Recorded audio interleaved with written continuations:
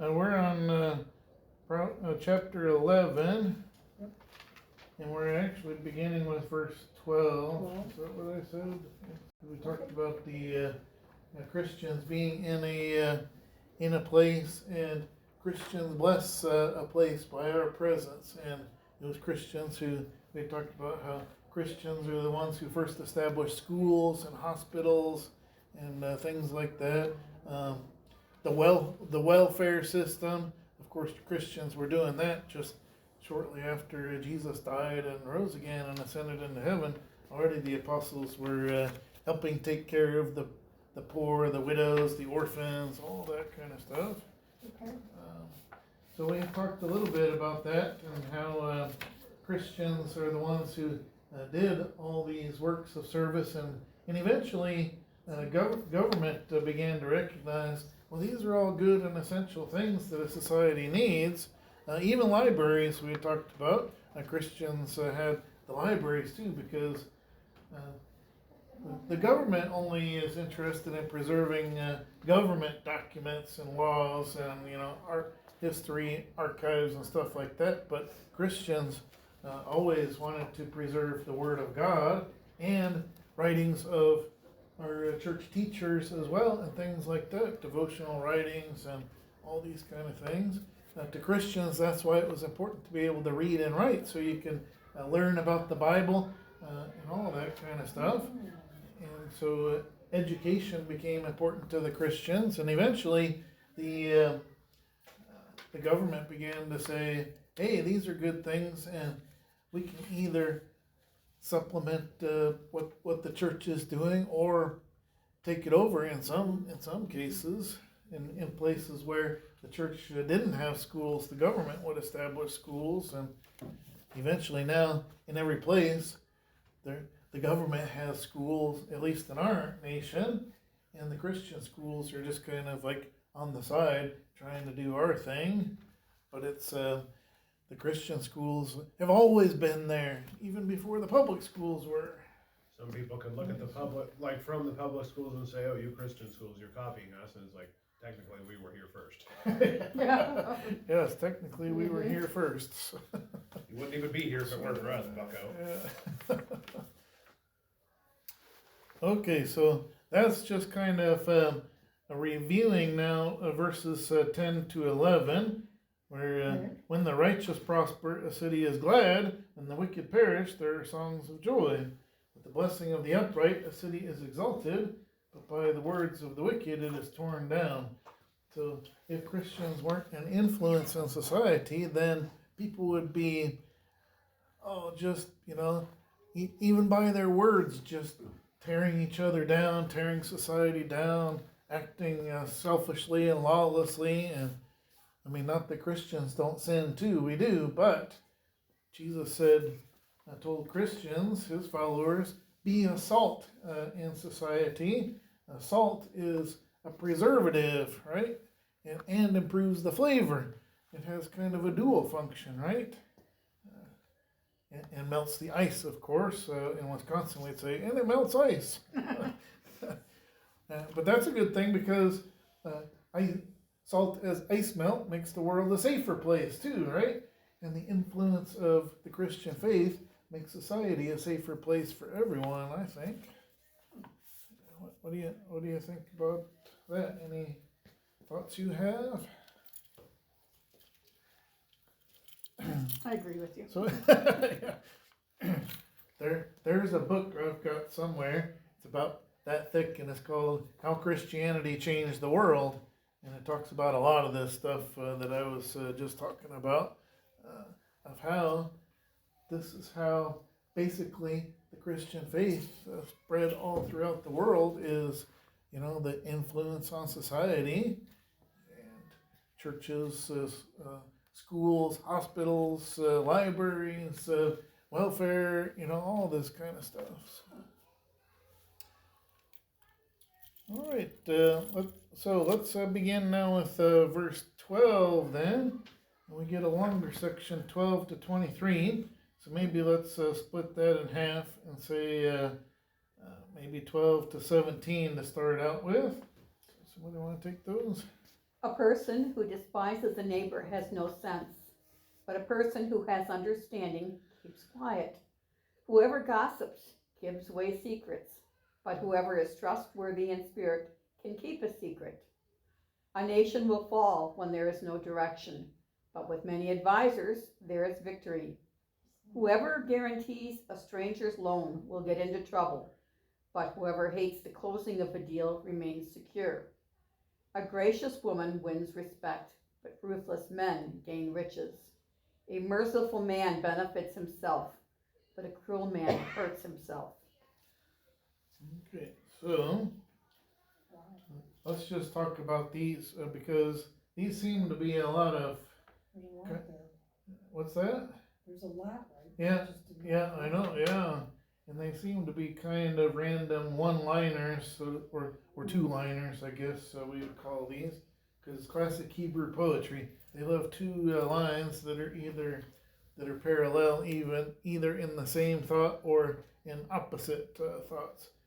The righteous versus the wicked would be an opposite kind of parallelism. Okay, and a lot of these, they seem to be just, each verse standing on its own, teaching a different kind of thing. Of course, our editors here have said this is the right way to act is a good general heading for this whole section here. So, a person who despises a neighbor has no sense. Why do you think that is? Well, they don't know what the neighbor's going through. They're not walking in his shoes. Oh, yeah, see? There's your neighbor. There's probably- always a reason for people's behavior. And sometimes Yeah. it's good and sometimes it's not so good, but there's always a reason for the way that people behave. And people need to understand that, the guy next door may have financial troubles, health troubles, job troubles, but he's trying to work through it and give him that chance. Yeah. Yeah, so somebody who just says, my neighbor is stupid, or my neighbor is a bad guy, well, why do you say that? I mean, just because he maybe does things different than you, or maybe he does something that annoys you, or whatever. But like you said, if you start out with that, everybody has a story. Everybody has a reason why they're doing what they're doing. You're And- starting out with a position of, hey, let's respect that even if I don't understand it yet. I need to just get to know that person. Quite frankly, this week has been an interesting week for me because there are two people online that are involved in Lippert Morgans, and they're not very nice people. I don't know if they're jealous of others or what, but they've attacked me behind my back, as I'm not allowed on their site, because I gave my horses to a guy when I had to get rid of all my animals. And so they've attacked both Buck and I, and there's another person, Lisa, and now, and because she defended us, now she's getting it. And I said to myself, okay, I don't know what they've written, but you know what, I'm going to tell my story. And I did with what I accomplished with my horse, at third in the nationals in the world championship class, in a class of 11. And he won other honors. He's the September horse in the American Morgan Horses calendar this year. So I wasn't belittling them, but I said, when you can do what I have done, then maybe you should speak.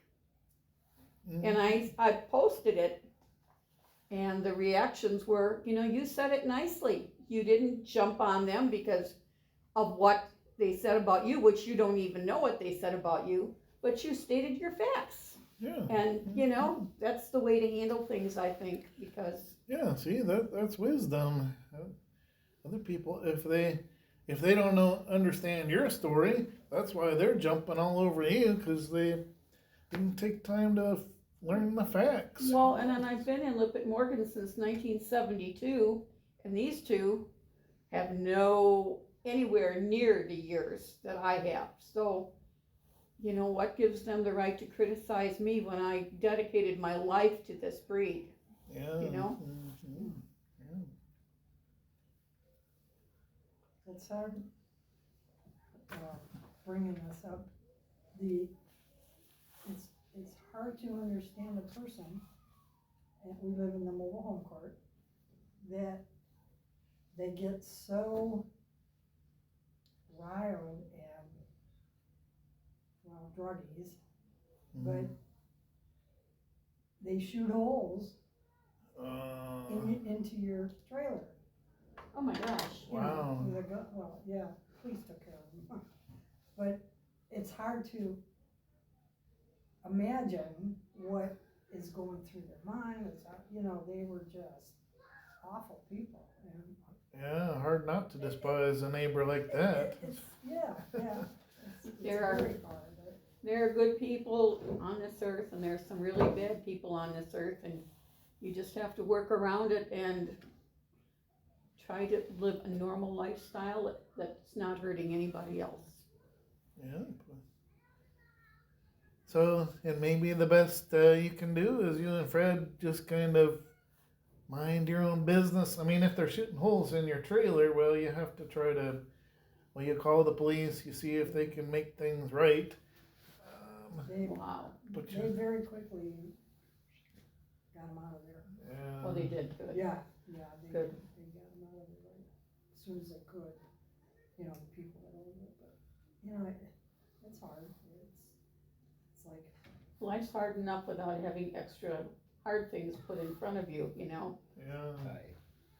yeah. So you try to do the right thing in all situations, and sometimes the best you can do is the second line of verse 12. Just keep quiet. I mean, sometimes just keeping quiet. Now that doesn't mean you have to let people just shoot holes in your house. I mean, you can't keep quiet about something like that because they could shoot some other people or shoot other holes in other people's houses or whatever. You gotta stop that kind of behavior. Yeah. You do. Yeah. And that's, I think, even for the best, that's for the good of those neighbors who are doing that kind of behavior, is you need to save them from themselves, you know? The guy that bought the place, we didn't realize it, but I was very good friends with his mother. We worked together, and he just kind of looked at me like, I didn't know you lived next door. But he said to me, you wouldn't believe the things I found in that place. Tucked everywhere. The heater vents, you know, taken apart. Stuff jammed down there. All kinds of stuff. He said, I can't even tell you. I won't tell you. You know, that it was just awful. And I thought, oh my gosh, we gotta get out of here. Boy. But it straightened out. They straightened things out in that pit. Wow. Yeah, that was awful. Okay, verse 13. Whoever gossips gives away secrets. Ain't that the truth, right? But whoever is trustworthy in spirit can keep a secret. And sometimes, secrets don't always mean bad things. It's simply Right. somebody comes to you and confides, tells you how they're feeling, and, or something that they're struggling with or whatever. And they tell you in confidence. It's Yeah. usually better to keep that secret. Yeah, But what if you know that if you talk to another person, it will help you to understand what's going on, that's, Yeah, well yeah. you know what I mean, that's a struggle too, Yeah. because you're giving away the secret, but you want to understand more. If, How does- if it's a desire to be helpful, and Yeah, if you can do it without betraying the confidence of your friend or something like that, it's hard, but to try to seek to help them, that's kind of that's different than just gossiping about it. Yeah. So, you're supposed to, yeah. And maybe sometimes a friend will tell you something because they're reaching out for help. I mean, that's exactly why they'll Right. tell you something that's, not not flattering to themselves, or something they're struggling with, because they're asking for help. So, Back in the early 1980s, I had a friend, she also had the name of Mary Beth, and her mother was my best friend. We were two peas in a pod, her mom and I. And so we went away, Mary Beth and I, for a weekend for a horse-related thing, and she got talking, and she told me that she had had an abortion.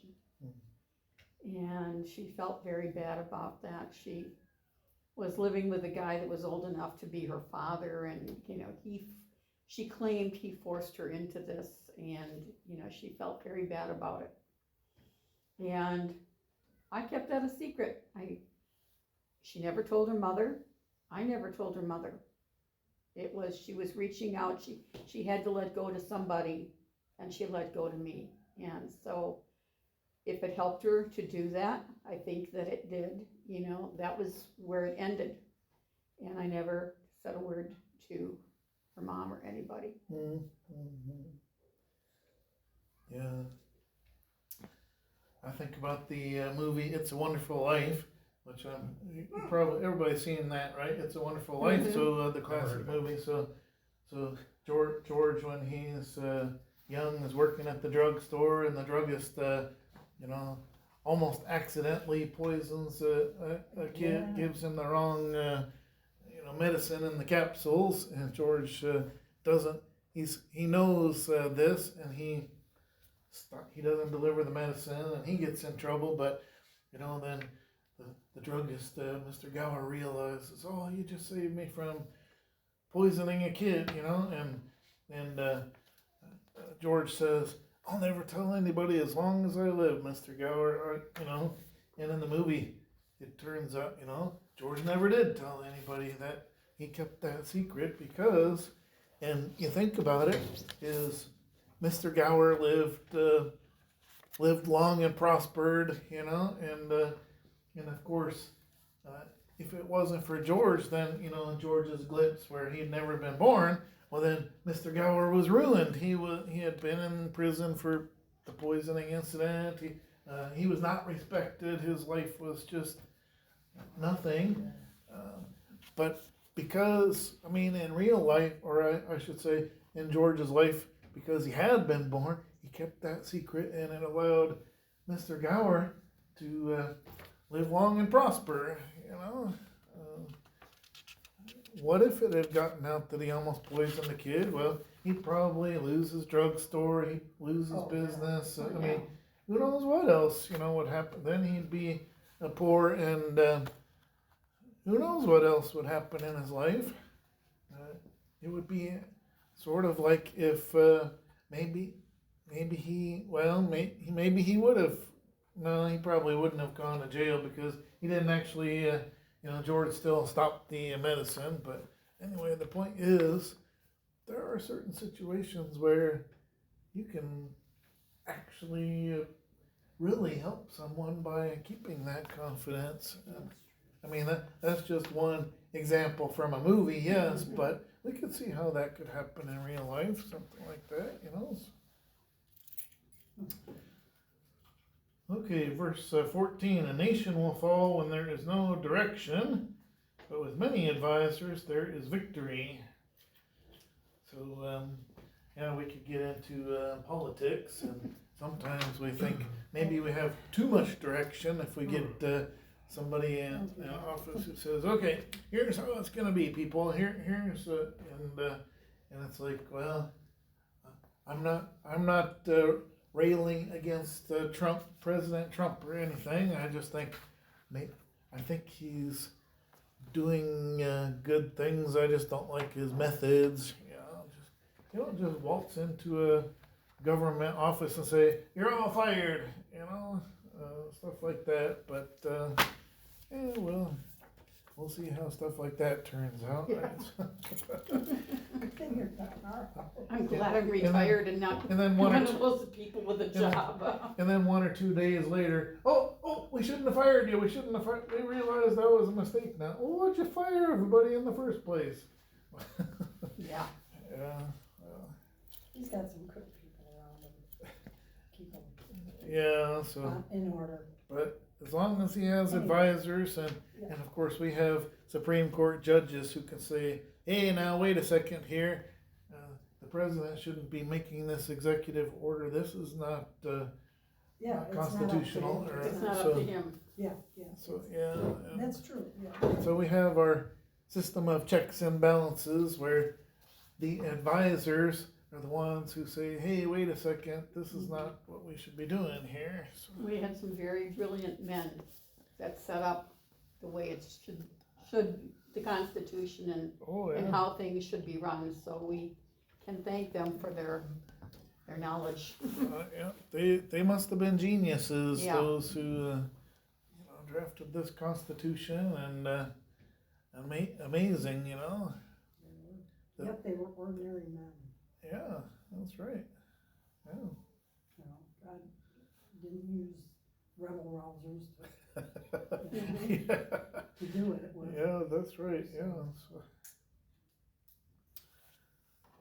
All right, verse 15, whoever guarantees a stranger's loan will get into trouble.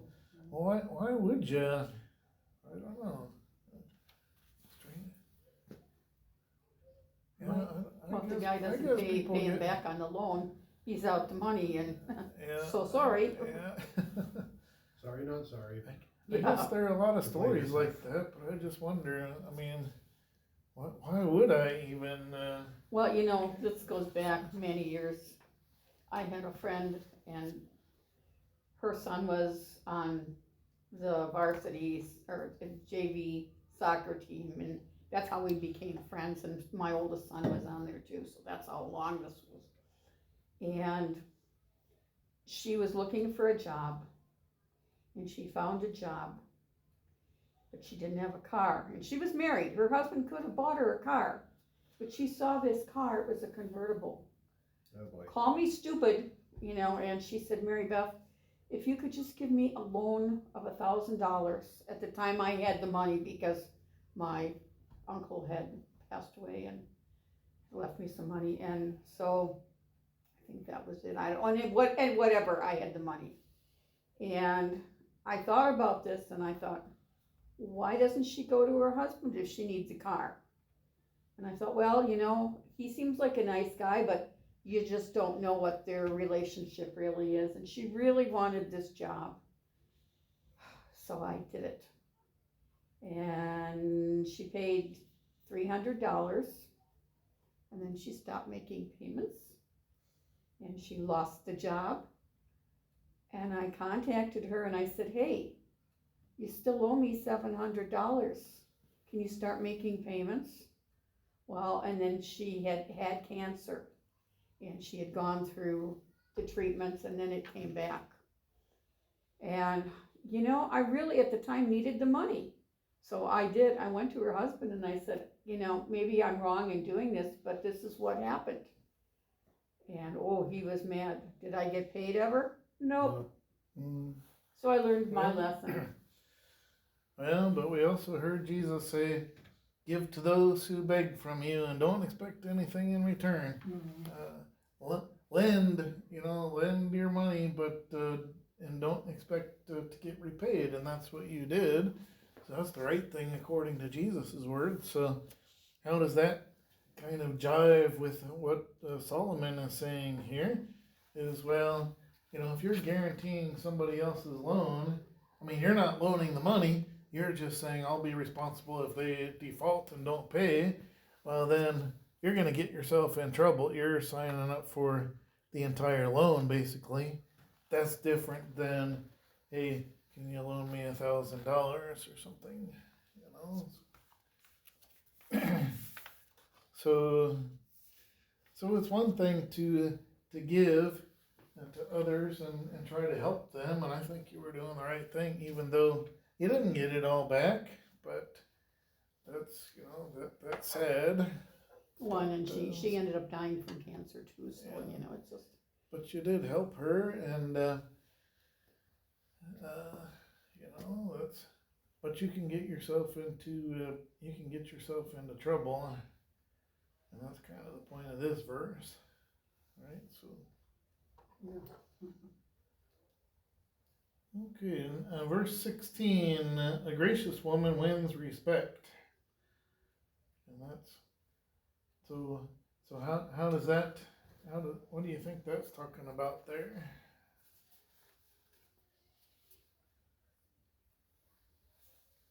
Well, respect is a positive thing. Yeah, You Mhm. know, it's, when you think of giving respect or having respect,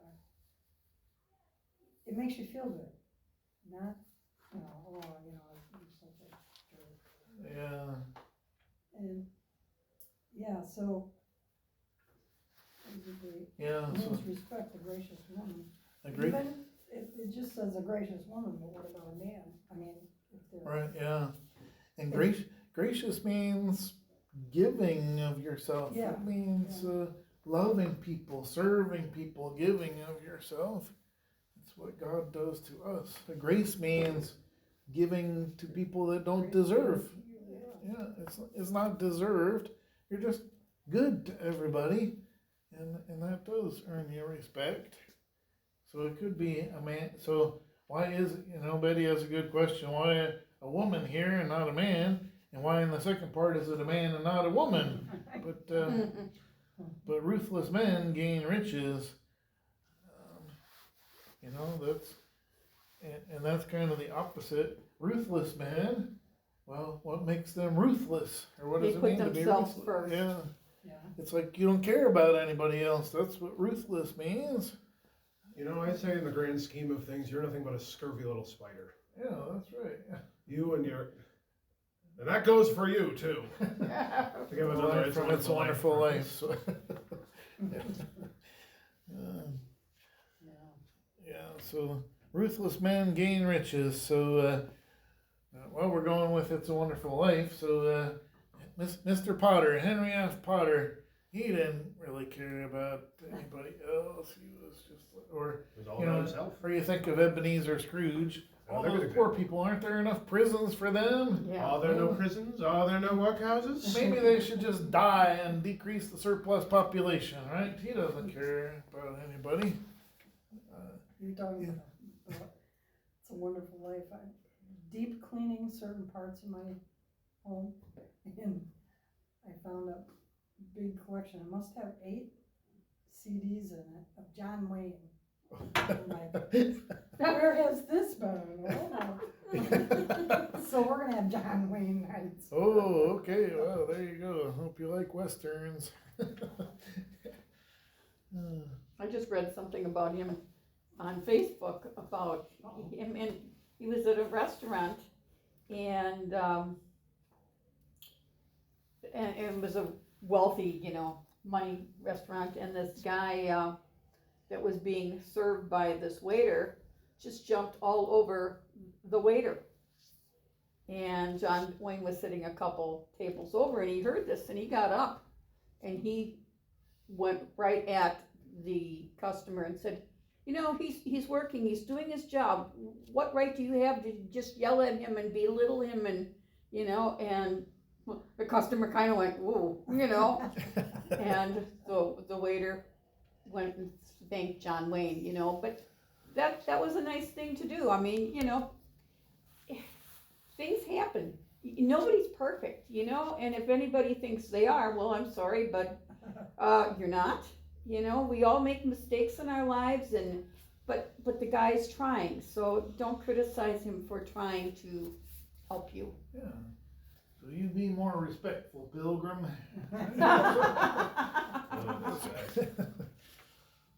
Got to throw a pilgrim in there, right? So. Mm-hmm. Okay. And so the question, verse 16, kind of begs us to ask the question: well, which is better? Which would you rather have, respect or riches? Respect. Honestly, And it's like, well, some people sadly would say, I'd rather have the riches. Respect doesn't get me a penny in the bank. Well, what do you need a penny in the bank for? Pennies aren't even a thing anymore, by the way. So. oh yes. Yeah, start saving your pennies. They'll be worth more than pennies if you do that. You can sell them on eBay. Yeah. Yeah. All right. Anyway. melt down the copper ones, but all the recent pennies are pretty much worth just that, a penny. So Yeah. okay, so respect is better in the long run than riches, which is sort of another lesson of It's a Wonderful Life, since we keep coming back to that movie. You know, Mr. Potter had lots of riches and no respect, and George Bailey had all respect and no riches. But whose life was more valuable in the end? That's kind of the lesson of the movie, right? Sorry, I love that movie. It's just a classic. It's It good. is. It is. It's not a good movie for learning about theology. Angels don't have to earn their wings and all this stuff. So, Wait, they don't? My childhood has lied to me. but it is good about learning, you know, the Christian life, and that is that we love and we serve others, and we get respect even when we can't see it. But that's what makes a person valuable. Life. It really does kind of illustrate this very verse. I mean, Proverbs 11:16 really just is like the. I mean, besides the fact that it's a woman and a man, I mean, just people. If you substitute people for that, then it's like that's the very moral of the story of It's a Wonderful Life. You know. Okay, verse 17. A merciful man benefits himself, but a cruel man hurts himself. So, how do you think that? How does that work out? Merciful man gains respect. Yeah, gains respect Or and love. Yeah, And a cruel man just not Thinks of only- himself. Yeah, yeah, not only hurts himself by hurting others. yeah, He kind of repeats the second line of yeah. verse 16. Yeah, it really does kind of, Mhm. kind of just a different camera angle of the same idea, right? So, Mhm. yeah. Okay, verse 18. A wicked person earns dishonest wages. Oh wait, we haven't read that far yet. So let's read verses 18 to 23 next. Somebody like to read those? Okay. A wicked person earns dishonest wages, but whoever spreads righteousness earns honest pay. As righteousness leads to life, so whoever pursues evil finds his own death. The devious in heart are disgusting to the Lord, but he is delighted with those whose ways are innocent. Certainly an evil person will not go unpunished, but the descendants of the righteous will escape. Like a gold ring in a pig's snout, so is a beautiful woman who lacks good taste. The desire of the righteous ends only in good, but the hope of the wicked ends only in fury. Okay, so verse 18, a wicked person earns dishonest wages, but whoever spreads righteousness earns honest pay. So a wicked person, what are they doing to get dishonest wages?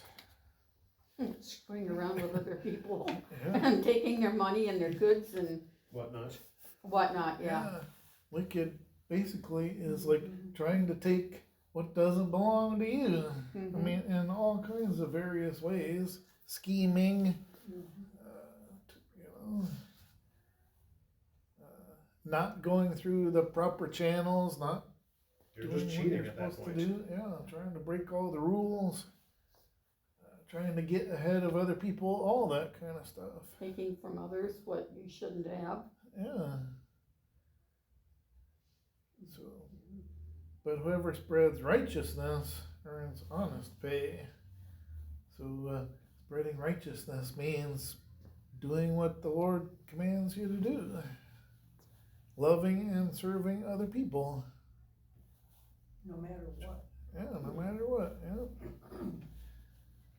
Treat others as better than yourselves. The Apostle Paul puts it, Philippians 2. Have the mind of Christ. He put us all in front of before himself.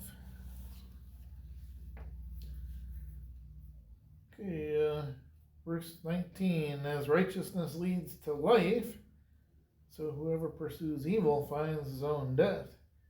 Yeah, so they're pursuing evil, and there's only death there. And I was kind of thinking of, you're walking along a road, so kind of picture walking along a road. Righteousness leads to life, so life is down the road. But if you're going the wrong way, then it's almost like death comes to meet you where you are. It's not off in the distance somewhere, like this road leads to a destination, but it's almost like, death comes and finds you, so to speak, right? So that's interesting. Righteousness leads to life. You gotta just keep walking, and it takes a while to get to your destination, but just keep going, and this is the way that leads to life. But if you're pursuing evil, then death comes and finds you quickly, I think death can be used in a couple of ways, kind of like a definition, death physically, Yeah. and death to something that you're doing that goes away, it dies. Oh, yeah, that's true. You know, Yeah. it kind of has two different Yeah. ways you can look at it. Yeah. And of course, death here is also basically, death. We can talk about death of believers in God, but that's different. And all throughout the Bible, even in the Psalms, it's precious in the sight of the Lord is the death of his saints, his believers. That's not real death. That's just sleeping.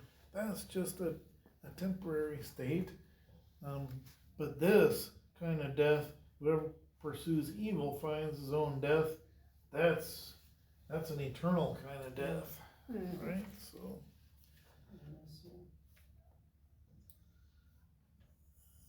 Verse 20, the devious in heart are disgusting to the Lord. Again, devious, and we had talked about that. Was that in this class? To deviate means to go away from the right way, to go on a different path, okay, to branch off on a different path. Yeah, a diversion. So the devious in heart have diverted, have gone a different way than the Lord God's way that he sets us on.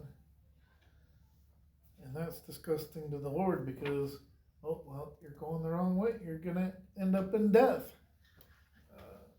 And that's not, he wants to call people back to the right way. And he is delighted with those whose ways are innocent.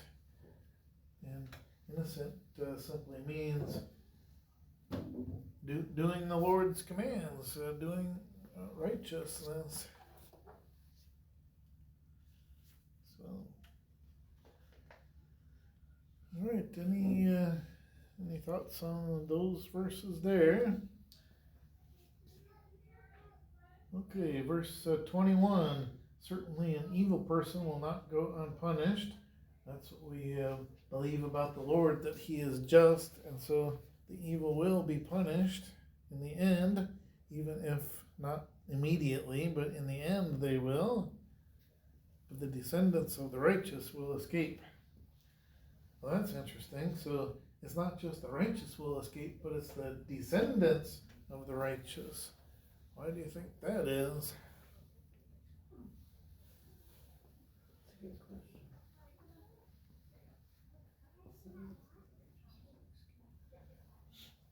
Well, this goes back to the Ten Commandments. God says, certainly the Lord your God is a jealous God, punishing the iniquity of the children for the sins of the fathers to the third and fourth generation of those who hate me, but showing love to 1,000 generations of those who love me and keep my commandments. And so not only do the wicked people get punished for their sins, but even their kids and grandkids and great-grandkids and so on. But God says, I'm going to, if you do what is right, I'm gonna bless your kids and your grandkids and for 1,000 generations.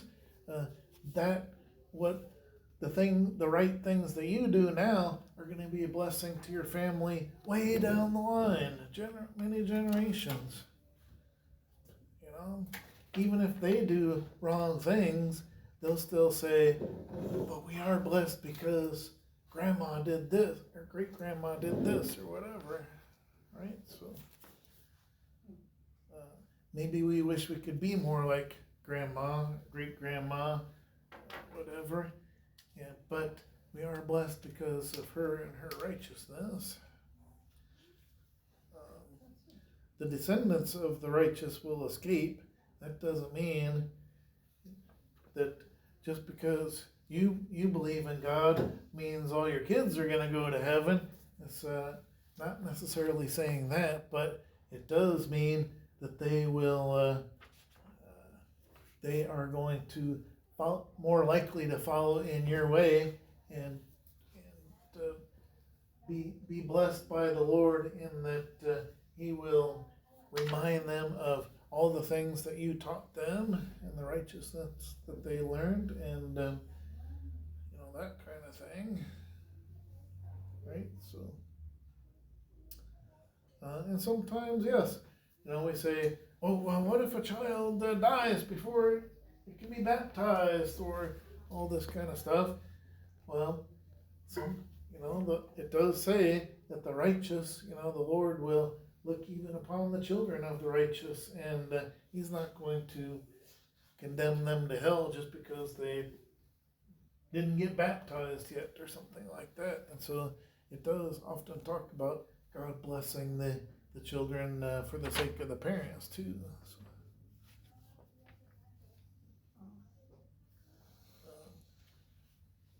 all right, verse 22, like a gold ring and a pig's snout. That's a vivid image, right? Kind of unforgettable there. So is a beautiful woman who lacks good sense. Good taste. Yeah, so it's kind of the opposite. You're putting the gold ring, a beautiful thing, in a pig's snout, and a pig is a ugly animal. And remember, to the Hebrews, pig is just unclean, not edible, not really good for anything. So they just didn't even keep pigs around. Shame, because they're missing out on bacon. Yeah. I know, right? Yeah, pigs are good. Trust me, ham is good. But it's sort of also kind of like that common phrase of like putting lipstick on a pig. Yeah, exactly. Very similar things. Like you can dress it up all you want, still a pig. Yeah, so the Muppets, Miss Piggy is just Oh yeah, I didn't think about that. that makes her kind of a ironic and funny character, because like I never thought of lipstick that. on a pig. We raised pigs twice when I was married, and No boy. We did too. yeah, and one time we had like a 300-pound pig, and we were supposed to take him into market. That's what we were doing, trying to get him in the horse trailer, and we hadn't starved him for a day, so they weren't interested in going. And this pig charged me and went right between my legs, so I rode the pig backwards for about 5 seconds, and I fell in big, you know what. Oh, we did finally get him taken to market, but I can tell you all sorts of funny pig stories. I'm Isn't that sure. the truth? Yes, they provide humor if nothing else. As many animals do.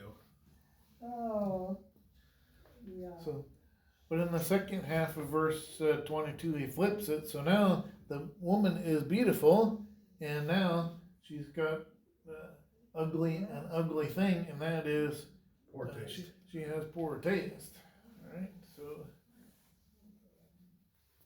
there you And go. that can be taken as far as looks or her thinking. Yeah, the choices that she makes in life too. She can dress herself up as much as she wants, but it's on the inside, that's what counts. Yeah, she's still ugly. Mhm. And, Yeah. and taste really has to do with what your desires are. What does she want from life? What does she surround herself with? What does she make her life about? Is she thinking That's only of herself, or does she help others? Yeah. Mhm. Yeah, and if she surrounds herself with bad people and drugs and sexual lifestyle and all alcohol and all this kind of stuff, it's like, what are you pursuing in life? What, or maybe somebody gets trapped in that kind of lifestyle, but I mean, is she? I don't know. It's just kind of tragic, You hate to see that. Okay, verse 23, the desire of the righteous ends only in good, but the hope of the wicked ends only in fury. So again, it goes back to, what do you want, or what are you hoping for in life? And that is going to determine, the whole course of your life, how things go for you and how things end for you as well. It only takes one decision, Yeah, between right and wrong, sure. oh yeah. If you're in a situation like that. One bad decision can set you on a bad course, a bad road to be on, Or it could just ruin your opportunity to be on a good path or whatever. And then that's not to say you can never get back to the right way. It's just that, sometimes you build a brick wall there on the right path you should be on, and you make it a lot harder for yourself in life. So, My ex-husband was not a nice person, let's put it that way, and he's a year younger than me, and his current wife told my son that now he has dementia. And you think about this, you work your whole life, and you retire, and you think you're gonna, enjoy retirement, and for him, he can't drive anymore, and he has dementia. And I think to myself, well, you know what? You weren't a very nice person to a lot of people in your life, including me, and maybe this is God's way of saying, paybacks. This is the way it's going to be for you because of the agony that you gave to other people in your lifetime. Yeah, you cut yourself off from the people who you should have loved and gotten love from in life. You cut yourself off, and now here you are cut off.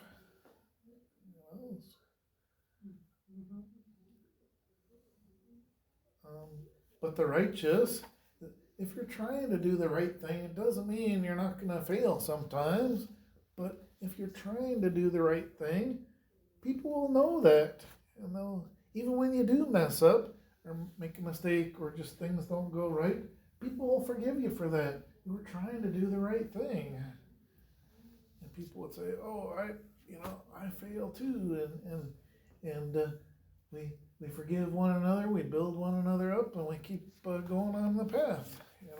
We all stumble and fall, but the point is, when you're trying to love people and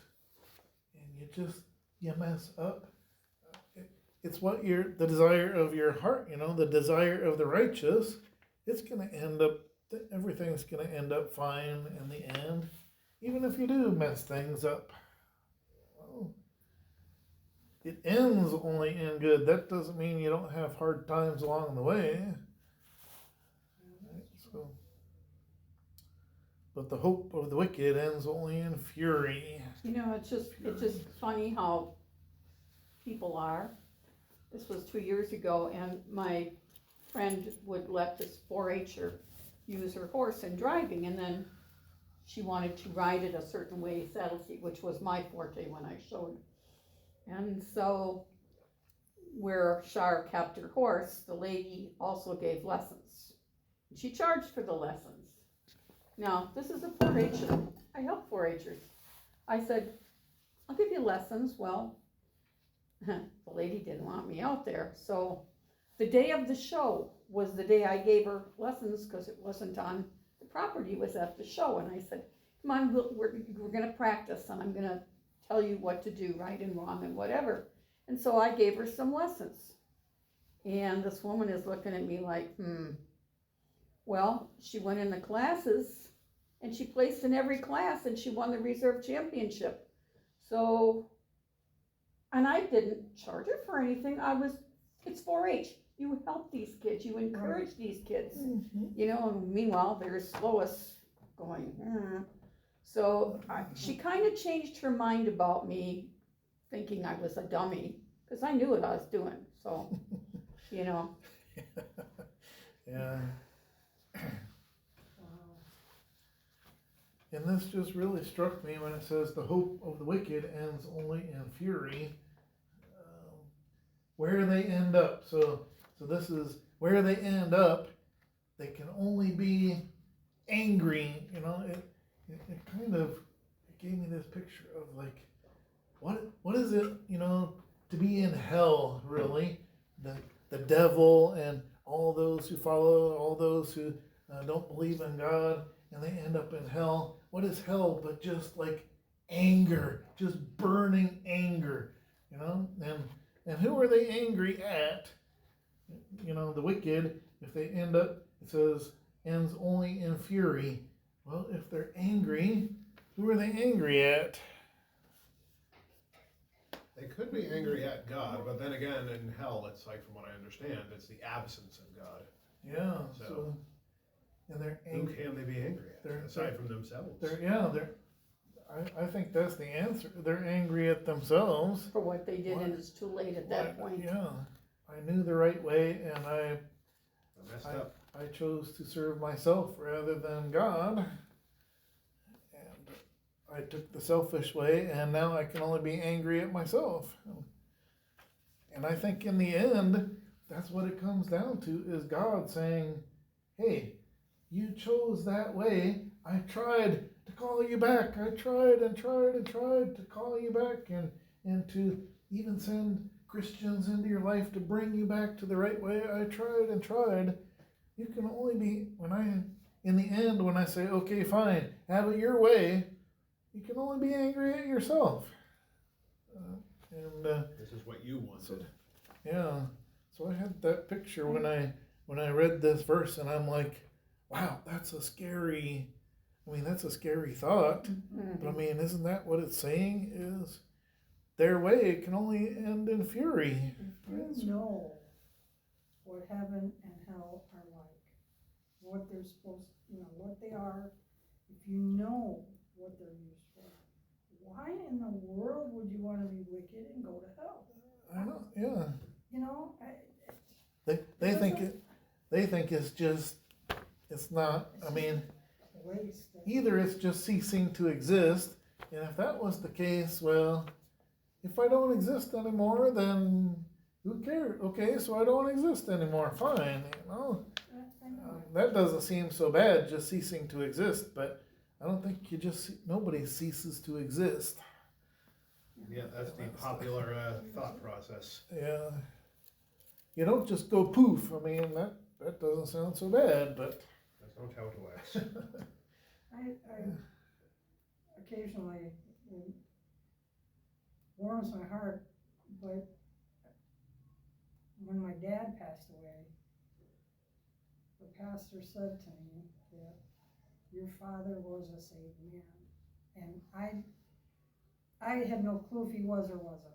He didn't talk about it much, I knew my mother was, but he came up and said that, your dad was a believer. And I'm like, well, I either believe him or I don't, what he's telling me, but Yeah. how did he know to say that to me?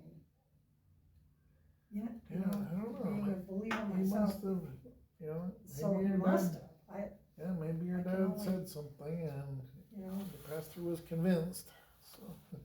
And for those that believe that there isn't a heaven, I'll never forget that when I first started, when I was changing from being a Catholic to being Lutheran and a member of this church, Pastor Van Gyn gave me these classes, and he said that his father, who was a pastor, had been very sick, and he passed away.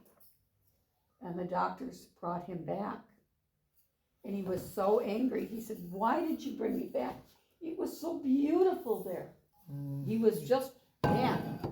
So he lived for 2 more weeks, and then he died, and they let him die. So, You know, he was pastor, and I totally trust that there is a heaven Yeah.